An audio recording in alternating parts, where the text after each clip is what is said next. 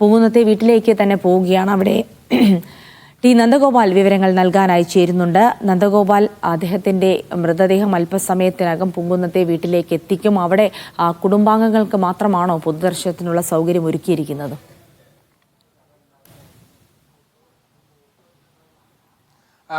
അല്പസമയത്തിനകം തന്നെ മൃതദേഹം അമല ആശുപത്രിയിൽ നിന്നും ഇവിടെ ഞാനിപ്പോൾ നിൽക്കുന്ന ഈ പൂങ്കുന്നത്തെ ഈ വീട്ടിലേക്ക് കൊണ്ടുവരുമെന്നുള്ളതാണ് അറിയിച്ചിരിക്കുന്നത്. ഇത് അദ്ദേഹത്തിന്റെ ഭാര്യയുടെ വീടാണ്. ഇവിടെയാണ് പൊതുദർശനത്തിന് വേണ്ടിയുള്ള സൗകര്യങ്ങളൊക്കെ തന്നെ ക്രമീകരിച്ചിട്ടുള്ളത്. തൊട്ട് സമീപത്ത് തന്നെയായിട്ടാണ് അദ്ദേഹം താമസിച്ചിരുന്ന ഫ്ളാറ്റും ഉള്ളത്. പക്ഷേ അവിടെ പൊതുദർശനത്തിനുള്ള ഒരു സൗകര്യം ഒക്കെ കുറവായതുകൊണ്ട് തന്നെ ഇവിടെ പൊതുദർശനം നടത്താമെന്നുള്ളതാണ് തീരുമാനിച്ചിരിക്കുന്നത്. പക്ഷേ ഇവിടെ എല്ലാ സൗകര്യങ്ങളും ഒരുക്കിയിട്ടുണ്ട്. ആളുകൾക്ക് ഇവിടെ വന്ന് അദ്ദേഹത്തെ അവസാനമായി ഒരു നോക്ക് കാണുന്നതിന് വേണ്ടിയുള്ള എല്ലാ സൗകര്യങ്ങളും സജ്ജമാക്കി കഴിഞ്ഞിട്ടുണ്ട്. 8 മണിയോട് കൂടി തന്നെ മൃതദേഹം ഇവിടേക്ക് എത്തിക്കും എന്നുള്ളതാണ് അറിയിച്ചിരിക്കുന്നത്.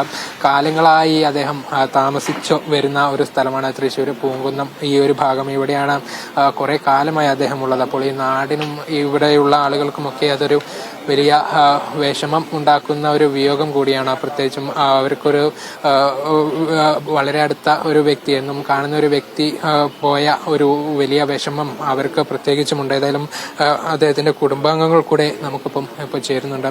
ഈ ഒരു വിയോഗം എങ്ങനെ അദ്ദേഹത്തെ ഓർക്കുന്നത്? ഓർക്കാനായിട്ട് കുറെ കാര്യങ്ങളുണ്ട്.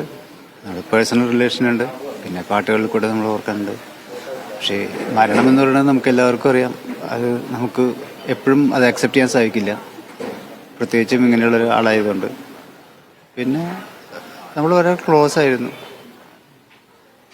എൻ്റെ വല്യമ്മയുടെ മകൻ എന്നുള്ള നിലയ്ക്ക് നമ്മളങ്ങനെ കൂടുതൽ കാണാറില്ലെങ്കിലും ക്ലോസ് ആയിരുന്നു. അടുത്ത കാലത്ത് കണ്ടിരുന്നു, വർത്തമാനം പറഞ്ഞ കാര്യങ്ങളൊക്കെ അങ്ങനെ. ശരിക്കും മലയാള സിനിമാ ഗാനലോകത്തിന് വലിയൊരു നഷ്ടം തന്നെയാണ്. അതിപ്പോൾ അത് 1-2 പാട്ടുകളല്ലല്ലോ പാടിയിരിക്കണത്. അതും പാടിയതെല്ലാം അതുപോലെ തന്നെ നല്ല ടച്ചിങ് ആയിട്ടുള്ള സോങ്സാണ്. പിന്നെ പേഴ്സണലി നമുക്ക് ഒരു വിഷമം തന്നെയാണ്. എങ്ങനെയാണ് ഈ പൊതുദർശനമൊക്കെ ഇവിടെ എങ്ങനെ ക്രമീകരിച്ചിരിക്കുന്നത്? അത് മുഴുവൻ എനിക്കറിയില്ല.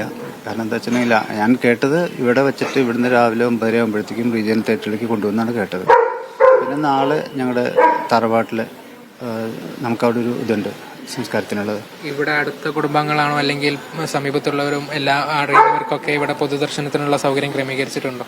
ഇവിടെ പൊതുദർശനം എന്ന് പറഞ്ഞാൽ ഇവിടെ പ്രധാനമായിട്ടും ബന്ധുക്കൾക്കും അയൽവാസികൾക്കും ഒക്കെയാണ് ഇവിടെ ഉദ്ദേശിക്കുന്നത്. പിന്നെ റീജിയണൽ തിയേറ്ററിലായിരിക്കണം അവർ ചെയ്തിട്ടുണ്ടാവുക. അതുപോലെ തന്നെ ചേന്നമംഗലത്ത് കൊണ്ടുപോയിട്ട് ഞങ്ങളുടെ തറവാട്ടിൽ കൊണ്ടുപോയിട്ട് അവിടെ ഉണ്ട്. ഒരു അയൽവാസി കൂടിയാണെന്ന് കരുതുന്നു. അത്ര അടുത്ത് പരിചയമൊന്നുമില്ല. പിന്നെ എന്താ വെച്ചാൽ നമ്മുടെ സിറ്റിയിലൊക്കെ കാണും, നമസ്കാരം പറയും. അപ്പൊ അദ്ദേഹം അത്ര തന്നെ ആഗ്രഹിക്കണുള്ളൂ. അതിന് കൂടുതൽ അങ്ങനെ നമുക്കങ്ങനെ അത്രയ്ക്ക് അങ്ങോട്ട് കണക്ഷൻ ഇല്ല ആളായിട്ട്. പിന്നെ എന്താ വെച്ച് കഴിഞ്ഞാൽ ആളുടെ പാട്ടുകളൊക്കെ നമ്മൾ എന്നും കേൾക്കണതാണല്ലോ. എന്തായാലും ആളെ ഒരിക്കലും മറക്കാൻ പറ്റില്ല. ആൾ മരിച്ചു കഴിഞ്ഞാലും ആളുടെ പാട്ടുകൾ ജീവിച്ചിരിക്കുന്നു.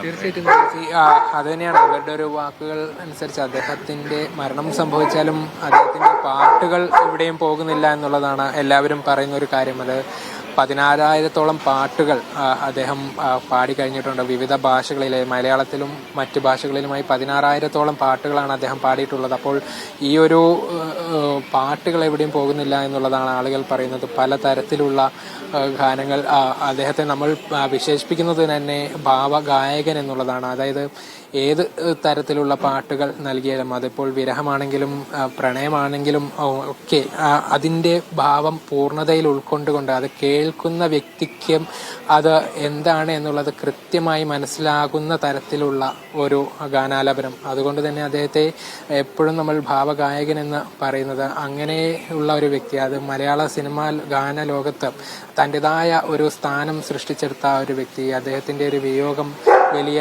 സങ്കടമാണ് ആളുകൾക്കൊക്കെ തന്നെ ഉണ്ടാക്കുകയും ചെയ്തിട്ടുള്ളത്. ഏതായാലും ആളുകളൊക്കെ നേരത്തെ പറഞ്ഞതുപോലെ അടുത്ത ബന്ധുക്കളും ഒപ്പം തന്നെ ഇവിടെ പരിസര പ്രദേശത്തുള്ള ആളുകളും ഇവിടേക്ക് എത്തിക്കൊണ്ടിരിക്കുകയാണ്. 8 മണിയോടുകൂടി മൃതദേഹം ഇങ്ങോട്ട് കൊണ്ടുവരുമെന്നുള്ളതാണ് അറിയിച്ചത്. കൃത്യം 10 മണി വരെയാണ് ഇവിടെ പൊതുദർശനം ക്രമീകരിച്ചിട്ടുള്ളത്. അതിനുശേഷം സംഗീത നാടക അക്കാദമിയിലേക്ക് മൃതദേഹം കൊണ്ടുപോകും. അവിടെ 12 മണി വരെയാണ് പൊതുദർശനം നടക്കുക.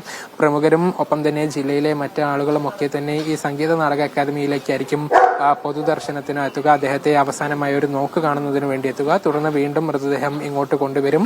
നാളെ രാവിലെ 10 മണിയോടുകൂടിയായിരിക്കും എറണാകുളത്തേക്ക് കൊണ്ടുപോവുക എന്നുള്ളതാണ് അറിയിച്ചിരിക്കുന്നത്. ഏതായാലും ഇവിടെ എല്ലാ സൗകര്യങ്ങളും ക്രമീകരിച്ചു കഴിഞ്ഞിട്ടുണ്ട്. അല്പസമയത്തിനകം തന്നെ മൃതദേഹം ഇവിടേക്ക് എത്തിക്കും. പുറത്തൊക്കെ ആളുകൾ എത്തിക്കഴിഞ്ഞിട്ടുണ്ട്. അദ്ദേഹത്തെ അവസാനമായി ഒരു നോക്ക് കാണുന്നതിന് വേണ്ടി എല്ലാവരും ഇവിടേക്ക് എത്തിക്കഴിഞ്ഞിട്ടുണ്ട്. യെസ്, തൃശൂർ പുങ്കുന്നത്തെ വീട്ടിലേക്കാണ് അദ്ദേഹത്തിന്റെ മൃതദേഹം ആദ്യം എത്തിക്കുന്നത്. അതുകൊണ്ട് തന്നെ അദ്ദേഹത്തിന്റെ അയൽവാസികളും സുഹൃത്തുക്കളും ബന്ധുക്കളും അടങ്ങുന്ന ഒരു വലിയ കൂട്ടം ആളുകൾ തന്നെ അദ്ദേഹത്തിന്റെ വീട്ടിലേക്ക് എത്തിയിട്ടുണ്ട്.